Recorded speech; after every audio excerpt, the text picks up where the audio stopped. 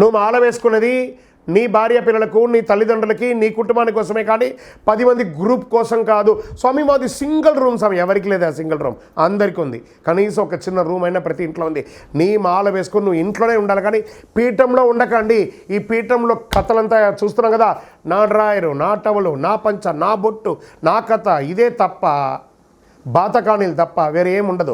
తర్వాత మీరు పీఠంలో ఉండడం వల్ల మీ తల్లిదండ్రులకో, మీ పిల్లలకో, మీ కుటుంబంలోనో ఏదైనా అవసరం ఉంటే మీరు ఏమైనా ఇంటికి పోతారు. అలాంటప్పుడు ఇంటికే పోకుండా మీరు సన్యాస దీక్ష తీసుకుంటున్నారా?